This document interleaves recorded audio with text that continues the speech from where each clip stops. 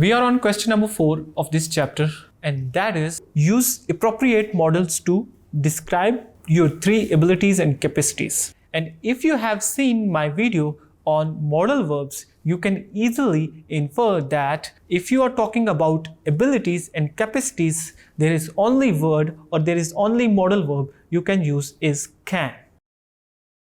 Can shows your abilities and capacities. For example, I can learn English. Now this can actually tell somebody that I am having an ability to learn English.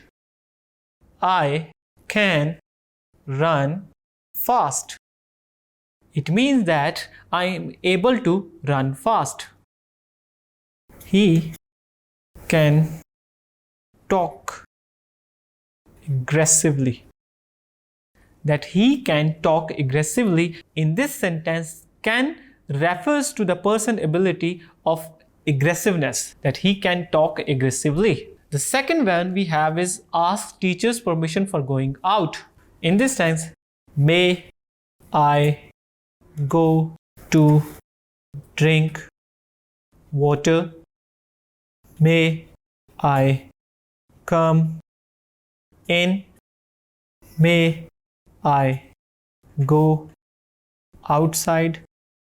In all these 3 examples, you can clearly see that the word may, or we can say the modal verb may, is used for asking permission from teacher. Now moving toward the third one.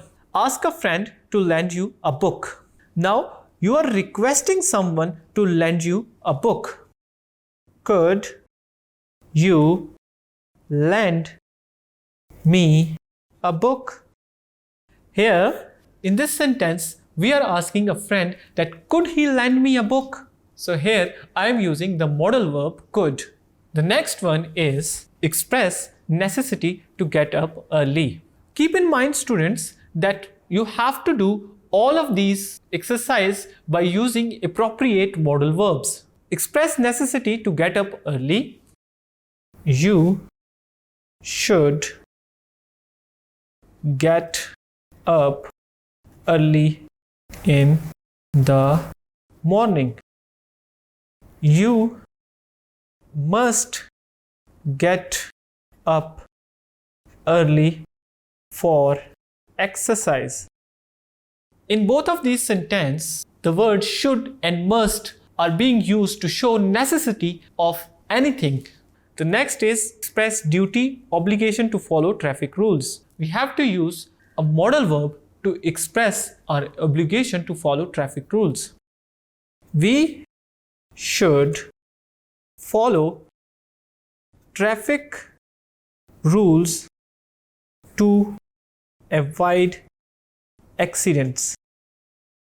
We should follow traffic rules to avoid accidents. In this sentence, the word should shows the obligation of this work that we should follow traffic rules to avoid accidents. Now, here, share some past habits. There is a specific words which is used to review past habits. That is, the word is used to. When we are talking about our past habits, we use the word used to. Look at the example here.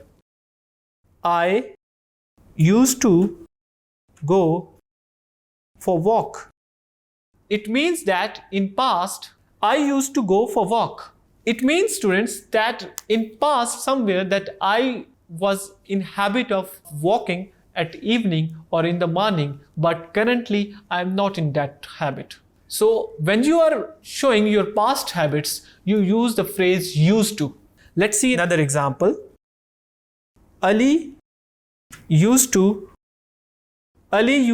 pray daily. In this sentence, the word used to is used to define Ali's habit of praying in the past. Now, Ali is not praying. Students, I hope you understand the exercise. Let's move to another one.